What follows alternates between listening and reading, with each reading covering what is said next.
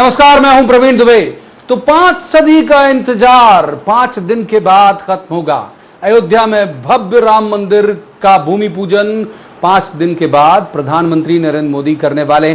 तमाम देश भर से साधु संत भी बुलाए गए, वो लोग भी बुलाए गए जिन्होंने अपना एक बड़ा योगदान या एक कुर्बानी में कहूं तो शायद गलत नहीं होगा, उस मंदिर के लिए, राम मंदिर आंदोलन से जुड़कर दी।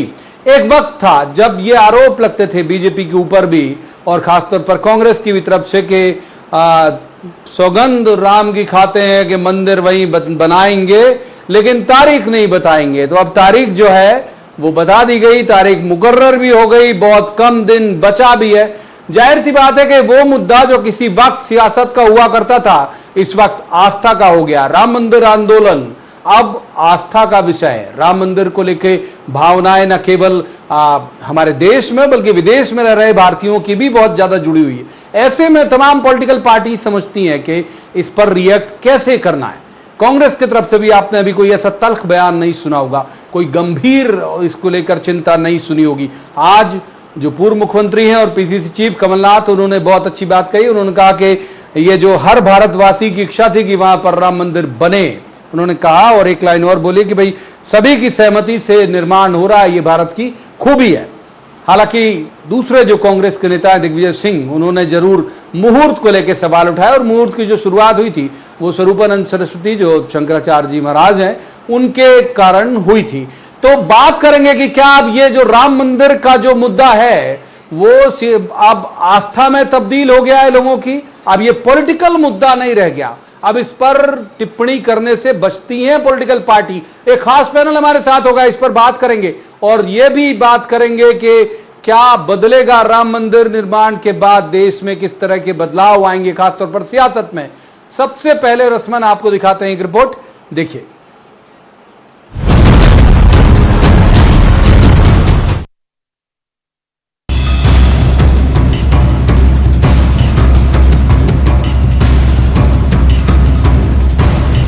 महाकाल की भस्म, क्षिप्रा नर्मदा का ये जल अयोध्या में 5 अगस्त को होने जा रहे भूमि पूजन का हिस्सा होगा।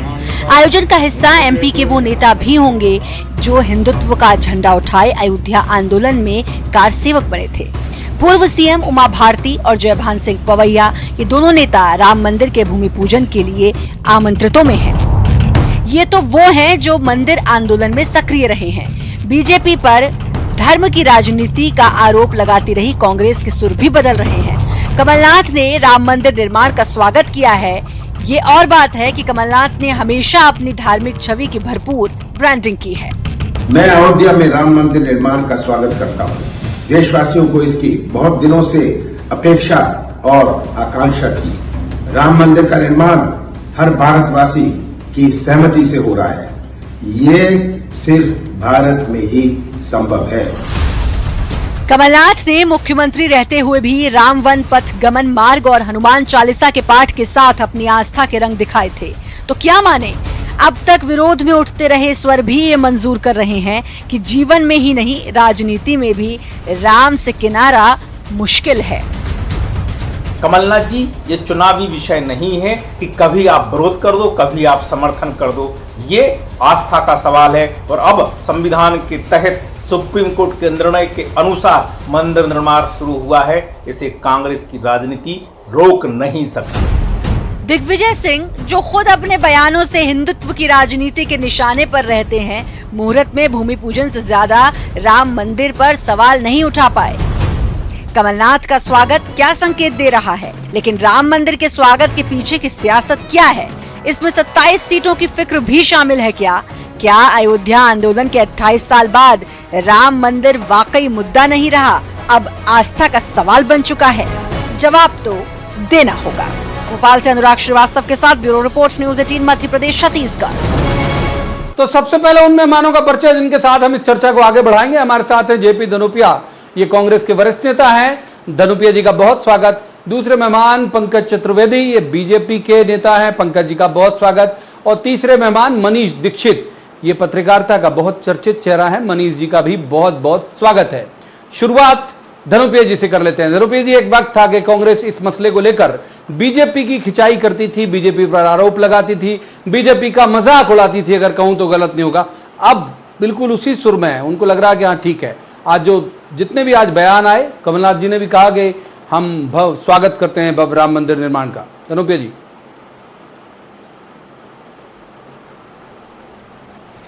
प्रवीण जी, मैं समझता हूं कि अच्छा है 5 अगस्त को भगवान राम के मंदिर का शिलान्यास और भूमि पूजन सारे कार्यक्रम हो रहे हैं। मैं समझता हूं कि शायद ये लोगों की भ्रांति है। कांग्रेस ने कभी भगवान राम के नाम पर या राम मंदिर के नाम पर कोई आपत्ति कभी दर्ज नहीं कराई। आपको स्वयं मालूम है कि देश के स्वर्गीय प्रधानमंत्री आदरणीय राजीव गांधी जी ने 15 सितंबर 1989 को भूमि पूजन शिलान्यास दोनों ही किए थे और ताले भी से खुलवाए थे। आप सभी लोग जानते हैं। उसके बाद जो लोगों के विरोध आए हैं वो व्यक्तिगत तौर पर आते रहे, क्योंकि राजनीति करने रहे। अभी आप देखे थे, आपके प्रोग्राम में मैं देख रहा हूँ शुरुआत हो रही है, एक आदरणीय हमारे नेताजी है भाजपा के, वो जबरदस्ती कमलनाथ जी के बयान को एक प्रयोग करने वाला बयान बता रहे हैं, जबरदस्ती फालतू बात कर रहे हैं। ये समझने का वक्त है, इस देश की राजनीति को धर्म के साथ नहीं जोड़ना चाहिए। हमारे संविधान में भी लिखा हुआ है धर्मनिरपेक्ष देश है हम, धर्मनिरपेक्षता हमारा उद्देश्य है। और हम इस देश के साथ कभी भी, मैं पहले भी हमेशा कहता रहा हूं कि सबसे पहले हमारे जीवन में राष्ट्रता होती है, फिर व्यक्ति का अपना धर्म होता है, फिर पार्टी होती है, फिर मनुष्य खुद होता है। आज ऐसे वक्त में जब सारे लोग इस बात को स्वागत कर रहे हैं कि प्रवोक करके अनावश्यक बात को कर रहे हैं, आदरणीय कमलनाथ जी ने साफ बोला है कि देश के लोगों की अपेक्षा के अनुरूप सभी की सहमति से हो रहा है। बहुत अच्छा काम होना चाहिए, हम सब स्वागत करते हैं और बाकी भी स्वागत करने योग्य है। भगवान राम तो आराध्य है, भगवान राम तो आराध्य है, किसी के लिए कोई कहने की सर्टिफिकेट की आवश्यकता नहीं है। लेकिन ये लोग जो अपने आप को मान के चलते हैं, टेक इट ग्रांटेड कि भगवान राम को हमने ले लिया है, भगवान राम हमारे हैं, ये शायद गलत रणनीति है, वो गलत तरीका है। ठीक है, ये तो सर्वधर्म होना ठीक चाहिए। है, दूसरे मान करो कर लेते हैं। नरपी साहब, वक्त है, आऊंगा आपके पास, अभी तो बहुत वक्त है, अभी तो आगाज ही हुआ इस बहस का। दूसरे मान पंकज जी का रुख कर लेते हैं। पंकज जी, सियासत का जो मुद्दा है, आप अभी, हालांकि अभी ज्यादा वक्त आपको बीजेपी में गया हुआ नहीं, लेकिन ये जो ध्वनित हो रहा है जिस तरह से धनुप्रिया जी की बात से कि सियासत का मुद्दा बीजेपी बनाती रही है, कांग्रेस के लिए वो कह रहे हैं कि हमेशा से राम उनकी आस्था के केंद्र रहे हैं, भगवान राम। देखिए प्रवीण जी, भारतीय जनता पार्टी ने कभी भी प्रभु श्री राम को सियासत का विषय नहीं बनाया। वो भारतीय जनता पार्टी की संस्कृति का विषय था।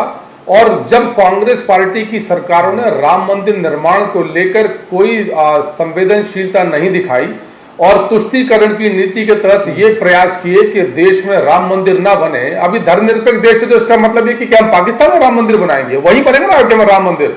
और जिन कमलनाथ जी के बयान पर मेरे मित्र रजनीश ने जो प्रतिक्रिया दी, बिल्कुल वाजिब दी कि मेरे पास वो वीडियो प्रवीण जी इसी मोबाइल जिसे आपने मुझे कनेक्ट किया, जहां कमलनाथ जी कह रहे हैं कि कांग्रेस भारतीय जनता पार्टी के लिए राम मंदिर राजनीतिक स्टंट है। स्टंट तो कौन करता है वो सब जानते हैं। तो इसलिए भारतीय जनता पार्टी की जो रीति नीति थी, चाहे वो कश्मीर के विषय में, वो सब स्पष्ट है।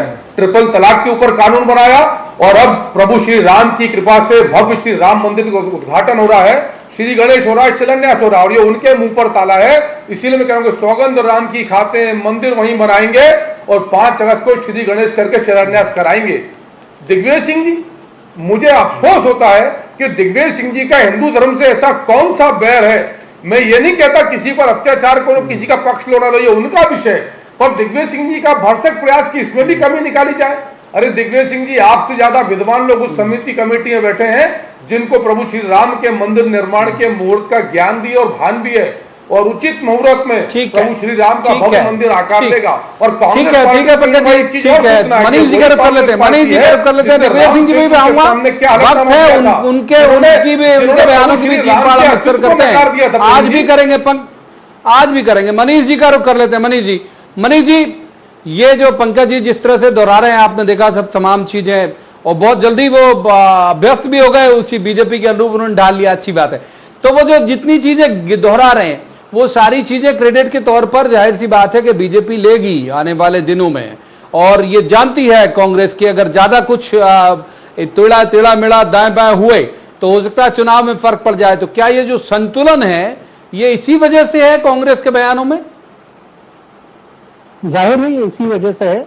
आप देखिए, जो राम मंदिर आंदोलन है, इससे अगर किसी दल का नाम जुड़ा है तो वो भारतीय जनता पार्टी ही है। ये इनको जो सीनियर नेता थे अडवाणी जी, उन्होंने रथ यात्राएं निकाली थी, हम सब ने देखा, हम लोग छोटे थे उस जमाने में, मगर पूरे देश में एक जो माहौल बना, फिर 92 वाली जो घटना हुई उसमें सब लोग इसी दल के थे या आरएसएस या उसके अनुषंगिक जो संगठन है उनके लोग थे। तो बीजेपी के लिए एक बहुत बड़ा पॉलिटिकल पोल प्लैंक जिसको बोलते हैं वो था। और बरसों से, क्योंकि राम हमारी आस्था का विषय है, कोई भी हिंदू या कोई भी भारतवासी ये नहीं बोलेगा कि आप राम मंदिर नहीं बनना चाहिए। और अब तो माननीय सुप्रीम कोर्ट ने जब मोहर लगा दी है तो इसमें कोई विवाद का विषय ये नहीं है ही नहीं। तो कांग्रेस को, क्योंकि थोड़ा सा सेकुलर, वो अपने आप को, सेकुलर की परिभाषा अपने देश में बड़ी अजीब है कि अगर आप एंटी हिंदू हो तो सेकुलर हो जाते हो। तो कांग्रेस अपनी वो सेकुलर इमेज से बाहर निकलने की कोशिश कर रही है। यही वजह है कि आप देखिए राहुल गांधी जी चुनाव के समय मंदिरों में जाने लगे हैं, पहले नहीं जाते थे, है ना। तो ये एक, क्योंकि आप जो एक जनमानस है या जो पूरा जिसको बोलेंगे पब्लिक सेंटीमेंट है, आप उसको अपने आप से अगर अलग रखोगे तो आप राजनीति नहीं कर सकते। तो पॉलिटिकल पार्टी और पॉलिटिशियंस ये समझते हैं, और शायद यही वजह है कि जो भगवान राम के या मंदिर के प्रति जो एक थोड़ा सा सॉफ्ट कॉर्नर आया है, या कम से कम उसको क्रिटिसाइज नहीं कर रहे हैं, वो शायद इसी का नतीजा है। ठीक बात है। धनुप्रिया जी को करते हैं, और मनीष जी की बात से मैं बिल्कुल सहमत हूं। खासतौर पर कमलनाथ जी पे बहुत ज्यादा एप्लीकेबल है। आप अगर देखें तो वो कभी उनका हनुमान मंदिर छिंदवाड़ा में बहुत बना हुआ है, सुंदरकांड वो कराते ही रहते थे। पिछले बार वो भी बहुत मंदिर गए, गौशालाओं में गए। तो धनुप्रिया जी, मेरा सवाल यही है जो मैं चुनाव के वक्त भी आप लोगों से पूछता था कि आखिर ये क्या है, आप बीजेपी का जो एजेंडा है, मैं हमेशा कहता था कि बीजेपी आरोप लगाती है कि आप हाईजेक कर ले रहे हैं उनके एजेंडों को। तो जो मनीष जी ने बात कही वो, और दूसरा जो मैं उस वक्त पूछ रहा था आज फिर पूछूंगा कि क्या उनके एजेंडे अब लपकने की तैयारी में है कांग्रेस?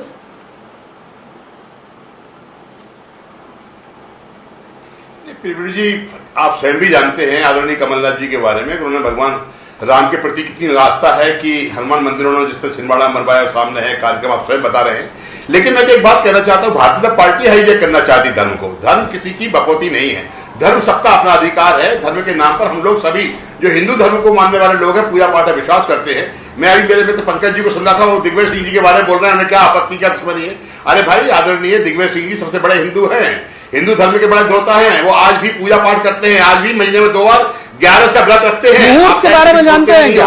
उनकी धर्म मुहूर्त के बारे में जानते हैं क्या? पूजा पाठ मैं भी करता हूं, लेकिन बिल्कुल नहीं जानता हूं कि मुहूर्त क्या सही है क्या गलत है। मैं वही आपसे मैं भी नहीं जानता, वो भी शायद जानते हैं, मुझे नहीं मानते कि धर्म की तो आस्था रखते हैं, धर्म विश्वास करते हैं। आपकी व्यवस्था राजनीतिक हो सकती है, तो आप व्यक्ति विशेष किसी के बारे में धर्म के, हिंदू धर्म के दुश्मन है, ये शब्द शायद उचित नहीं है। मैं समझता हूँ आदरणीय पंकज जी को इस बात का खुद भान होना चाहिए। वो बात सही है कि भाजपा में जामा इसलिए रख गया कि यहाँ पर कांग्रेस में वो अकेले तन से थे, मनसद वहीं पर थे, तो वो राजनीति वहां के बारे में बहुत ज्यादा आइडिया था, इसलिए उनकी बात तो सहमत हूं। लेकिन भगवान राम के नाम पर राजनीति ना करें, भगवान राम का मंदिर बनने दें, भगवान राम के प्रति आऊंगा पहले पूरी बात ले लेते हैं। ना आस्था जुड़ती है ना घटती है, आदमी के मन में होती है, आदमी के मन में रहती है, व्यक्ति धर्म रहती है। आज हम लोग भी स्वयं, आप स्वयं घर पे पूजा पाठ करते हैं। कौन व्यक्ति है जो हिंदू धर्म का है और भगवान राम को नहीं मानता? सभी मानते हैं, लेकिन धर्म के रूप से राजनीति करके हत्या का धर्म को डिवाइड करना चाहते हैं। इस देश में ऐसा चाहते हैं, माहौल बनाना चाहते हैं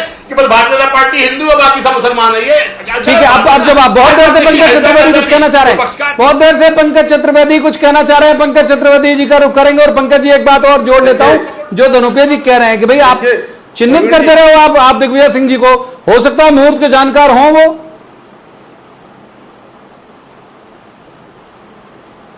देखिए प्रवीण जी, मैं उत्तर दूंगा इस बात का। पहला विषय जो मनीष जी ने बहुत स्पष्ट तौर पर कहा कि कांग्रेस पार्टी की धर्मनिरपेक्ष की परिभाषा यह है कि सनातन परंपरा, हिंदू धर्म, हिंदुत्व का विरोध करना, और उसके सबसे बड़े कोई अगुवा यदि है तो वो आदरणीय दिग्विजय सिंह जी। ये सब जानते हैं, देश में हिंदू आतंकवाद का शब्द उनका दिया हुआ है। ये बात सही, वैसे कई बार उन पर बहुत गंभीर आरोप भी लगते रहे। नहीं कर रहे, हम ये कह रहे हैं कि हम सर प्रमाणित है ना आरोप सर, इस पर ये पब्लिक टाइम्स में सर, पब्लिक फोरम में आरोप है कि किस प्रकार दिग्विजय सिंह जी ने हिंदू धर्म का अपमान किया तुष्टीकरण के चलते। और यदि आज कांग्रेस पार्टी के नेताओं के मन में प्रभु श्री राम है, तो भारतीय जनता पार्टी नहीं, देश के तमाम लोगों के मन में, तन में, रोम रोम में प्रभु श्री राम है।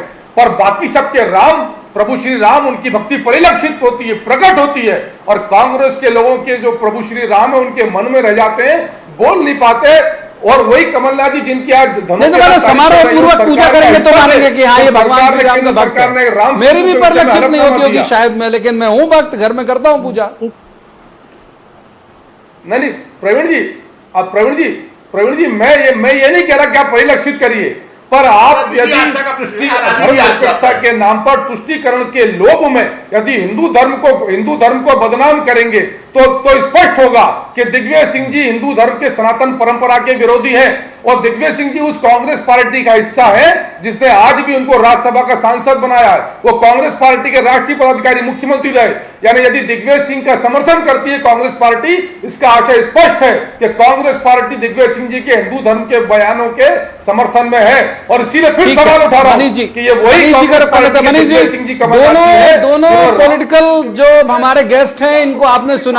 मनीष दीक्षित जी, ये एक तरह के ट्रेंड सेटर का आप एक रुझान देख रहे होंगे कि जो 27 सीटों पर चुनाव है, यदि एमपी में इतना ज्यादा जिक्र हो रहा है तमाम उन मुद्दों का जो देश के प्रधानमंत्री ने या फिर बीजेपी ने या जिसे भी आप कहें केंद्र सरकार ने या सुप्रीम कोर्ट ने जिसने भी तय किए, राम मंदिर के अलावा भी बाकी ट्रिपल तलाक भी हो गया, कश्मीर से धारा 370 वाला मसला भी हो गया, ये 27 सीटों के चुनाव में ये सब एजेंडे आपको लगता है होंगे या इफेक्ट डालेंगे? देखिए, मैंने जैसे पहले ही बोला, बाकी हमारे पैनलिस्ट ने ही बोला कि राम मंदिर का बनना एक आस्था का विषय है, मगर जहां तक चुनाव की बात है प्रवीण जी, क्योंकि इसके साथ हमको बाकी चीजें भी देखना चाहिए। मंदिर बनना था, बनना चाहिए और बन रहा है, ये स्वागत योग्य है। मगर आप देखिए 10 करोड़ लोगों की बेरोजगार हो गए अभी 5 महीने में, है ना। और एक कहावत है बहुत पुरानी कि भूखे पेट भजन ना होए गोपाला। तो जिन लोगों की नौकरियां गई हैं, जिनको खाने को नहीं है, वो मुद्दे जरूर आएंगे चुनाव में। भाई उनकी आस्था जरूर होगी प्रभु राम में, बट वो ये भी देखेंगे कि खाने को हमारे बच्चों के पास खाने को नहीं है या हमारे रोजगार चले गए हैं। फिर जो दूसरा कोरोना की महामारी का पूरा देश में प्रॉब्लम हो रही है, हमारे यहाँ भी सब संघर्ष कर रहे हैं, बट उसके बावजूद भी आप देखिए नंबर बढ़ते जा रहे हैं। तो जो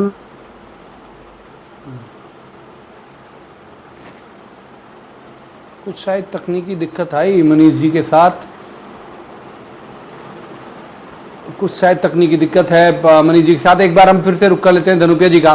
धनुपे जी, आपको लगता है जो सवाल में मनीष जी के पास लेके गया था और जिसे मनीष जी ने 2 हिस्से में वर्गीकृत कर दिया, तो क्या ये एजेंडा भी होगा, ये वाला एजेंडा ज्यादा प्रभावी होगा जो यहां पर उपचुनाव होने हैं, या फिर कोरोना और उसके बाद के हालात में जिस तरह से लोगों को मुश्किल हुई वो भी बड़ा एजेंडा होगा? धनुपे जी।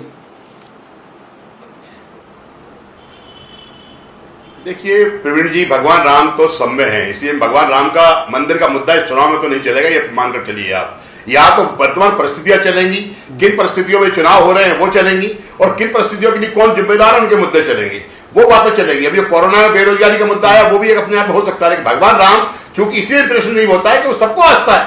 मैं भी हर बात कह रहा हूं भगवान राम की जय, आप भी कह रहे राम की जय, तो कौन विरोध कर रहा है? इसलिए राम का मुद्दा कहां बीच में आ पाएगा? भगवान राम का मंदिर का मुद्दा नहीं आएगा। हम स्वागत करते हैं और प्रभु राम के प्रति चरणों में शीश नमन करते हैं, लेकिन जो चुनाव के मुद्दे हैं वो बहुत ही स्पष्ट है। इस देश के अंदर, इस मध्य प्रदेश के अंदर किन परिस्थितियों में चुनाव हो रहे हैं, ये सारे लोगों को जवाब देना पड़ेगा, उन लोगों को जिनके कारण चुनाव हो रहे हैं। आज जो कोरोना की स्थिति हुई जिसमें लोग ढंग से व्यवस्था नहीं कर पाए, सारी चीजें हुई, नियम कायदे कानून गरीबों के लिए रहे, बड़े लोगों के लिए नहीं रहे। आप आज भी देखिएगा किस तरह के हालात बने हुए हैं। मध्य प्रदेश सरकार के मुखियाओं को देख लीजिए, दूसरे मंत्री देखिए, वो कोरोना में जिस तरह की कार्रवाई कर रहे हैं वो सामने है। गरीब आदमी के लिए सारे कायदे कानून है, गरीब आदमी को भुगतना पड़ रहा है, वो मुद्दे हो सकते हैं। इसी मनीष जी की बात से मैं सहमत हूं, लेकिन भगवान राम का मुद्दा इसे नहीं हो पाएगा कि हम सब भगवान राम के चरणों में नतमस्तक पहले थे, आज भी और भविष्य में भी रहेंगे। हाँ, लेकिन मैंने उसे ना एजेंडा बनाएंगे ना बनने देंगे। एक बार और पंकज चतुर्वेदी का रुख कर लेते हैं। पंकज जी, ऐसा नहीं लगता कि कमलनाथ बहुत वरिष्ठ नेता हैं, चीजों को जी पंकज जी बहुत वरिष्ठ नेता है कमलनाथ, चीजों को बहुत अच्छे से समझते हैं, उन्होंने इसी वजह से तत्काल सुर में सुर मिलाया कि हाँ भाई, और ये जाहिर सी बात है कि सबकी आस्था है, उनकी भी आस्था होगी, जैसे मैंने कहा मेरी भी है, आपकी भी है, मनीष जी की भी है, सबकी है। तो इसलिए कि भाई विरोध की कोई गुंजाइश ही नहीं, छोड़ो पूजा पाठ हो जाए 5 तारीख और वहीं पे ये एजेंडा, इसका कोई पॉलिटिकल माइलेज बीजेपी ना ले पाए, इस वजह से उन्होंने ये बयान दिया। देखिए प्रवीण जी, पहली चीज तो है कि कमलनाथ जी के प्रति पूरे सम्मान के साथ कि उनकी कितनी राजनीतिक समझ है वो तो उनके 15 महीने के कार्यकाल में सरकार जाते समय समझ में आ गई, number 1। Number 2, Bharatiya Janata party के लिए प्रभु श्री राम राजनीति का विषय नहीं है, आस्था, सम्मान, संस्कार, संस्कृति का प्रतीक है और उस पर हम काम करेंगे। कांग्रेस की आपत्ति हो तो कांग्रेस के पेट में दर्द बना रहे दो। नंबर 3, मैं सिर्फ ये बोलना चाहता हूं कि कांग्रेस पार्टी इस प्रभु श्री राम के मंदिर निर्माण का समर्थन प्रवीण जी मजबूरी में, सामाजिक और राजनीतिक बाध्यता के चल रही है, क्योंकि इनको अब ये समझ में आ गया है कि जो तुष्टीकरण की नीति, हिंदू धर्म के खिलाफ इनके लोग काम करते थे। इसलिए मैंने सवाल पूछा कि क्या कारण है कि आज भी दिग्विजय सिंह जो है वो हिंदू धर्म के और प्रभु श्री राम के मंदिर पर सवाल उठा रहे हैं, कैसे साहस कर रहे हैं वो, कौन कांग्रेस में उनका समर्थन दे रहा है। और मैं इसलिए खुली चुनौती दे रहा हूं न्यूज 18 के मंच से कि यदि कांग्रेस के लोग कौन दे रहा है समर्थन, वैसे आपको भी समझ जानकारी होगी तो जलाए 5 समर्थन के लिए। प्रवीण जी, पंकज जी अनावश्यक विवाद बढ़ा रहे हैं। पंकज जी, आप दिग्विजय सिंह जी की बात का कोई वो नहीं है। दिग्विजय सिंह जी अपनी आप व्यक्तिगत बात कर रहे हैं। दिल्ली दरबार का हाथ है प्रवीण जी, नहीं, दिल्ली दरबार का हाथ है, ये अपने नेता है, श्री राम के नेता है। आज मजबूरी में आज प्रवीण जी इनको मजबूरी में भगवान राम के इनको मजबूरी में राम नाम याद आ रहा है। इनको जब समझ में आया 3000 किलोमीटर की पद यात्रा की मैया की